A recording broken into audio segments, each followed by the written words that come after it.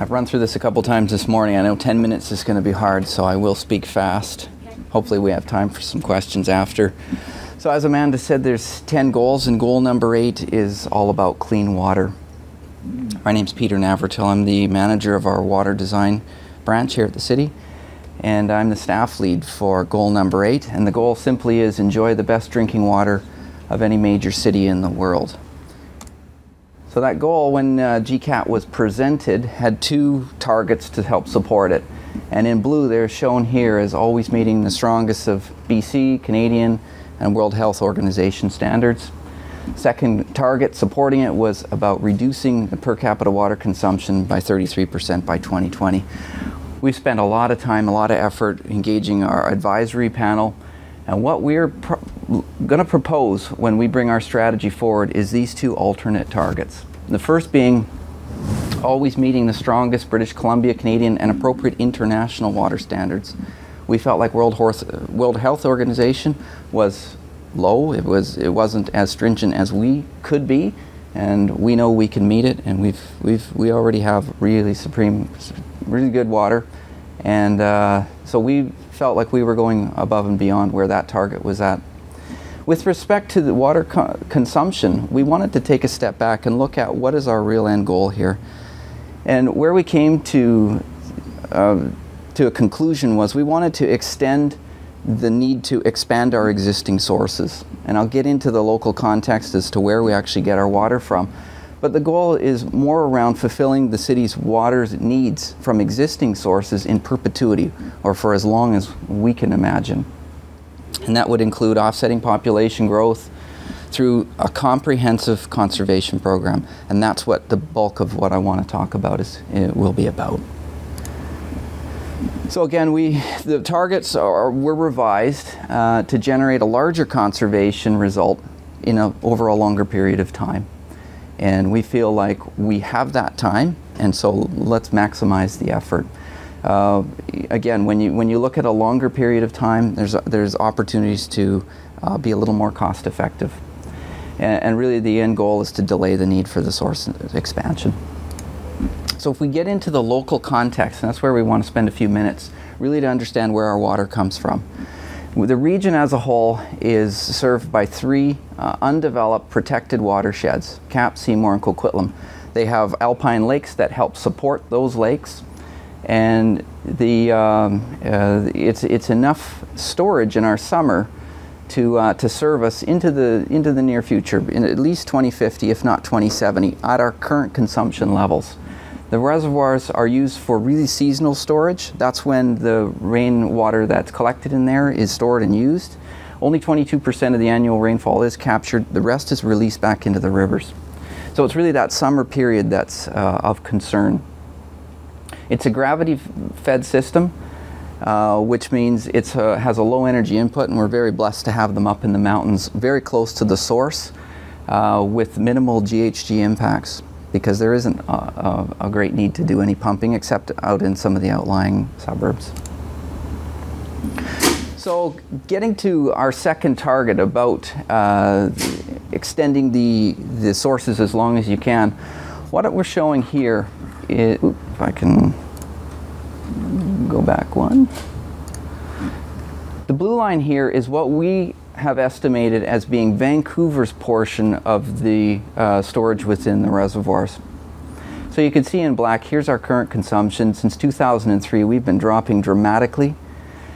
And what we're showing here in the blue line is our proposal through our comprehensive conservation strategy that we'll talk about later. What we're showing by 2020 is approximately a 20% reduction in total water consumption, and that's across all sectors.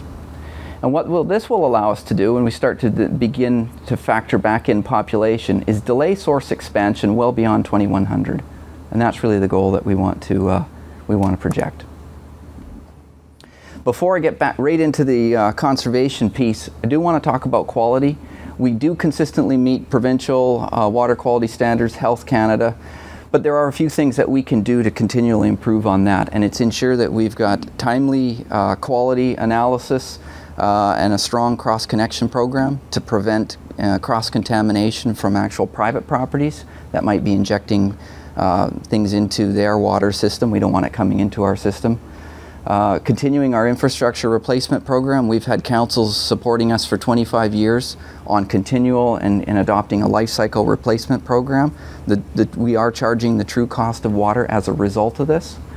We want to keep current in conjunction with Metro Vancouver and Vancouver Coastal Health, really the province, on emerging water quality science, and we're looking at a program where we share more information amongst each other and looking at more options around year-round public access to water. And that wasn't something written into the GCAT document, but through the talk green to us, a public consultation, we're hearing that as a very important piece. In fact, the highest ranking piece within the water goal.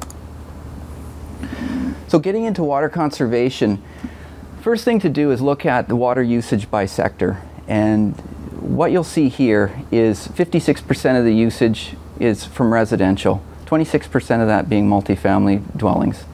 We don't want to forget about our ICI, our industrial, commercial, institutional group at 25. It's also important to note our system leakage. We estimate at around 11%, which if you look around the world is an unbelievably good number. The numbers of 50% are not uncommon.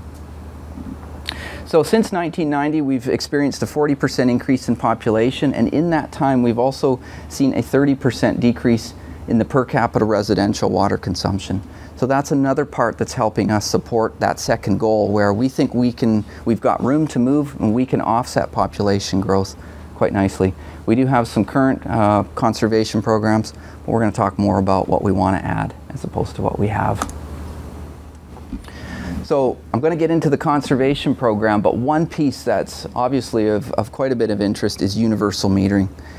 If you may have noticed on the previous slide, 30% of our consumption is from single family and duplex properties, and that's the only sector of all our sectors that is unmetered. And so politically there's quite a bit of interest and just all sorts of interest, and you're seeing it as well in the talk green to us. It has come up. So before I get into the program, it's probably worthwhile looking through all of the water metering options that we have been talking about, both with our advisory panel as well as internally for a couple of years now. Option one would be a universal retrofit program. That is outfitting all 81,000 single-family homes, duplex homes, with a meter. Put it in a box at their property line, turn the meter on, and begin that process. We figure it would take about 5 years to do it properly and be in the order of about $114 million net present cost. That factors in any benefits we'd have from reduced water sales and so forth. So this is a net cost. Option. Period, Peter? Sorry. When you say net present cost, that 10 years, 20 years? What's the net present cost? What we're going to look at here in all three options is looking at a 40-year period. And the 40-year amortization period takes into account the strength of our supply. And that really gets into option two. We're looking at option two as a scenario where each new property connection, or any time we're doing work on a connection, we would install the meter box right at the property line. No meter yet.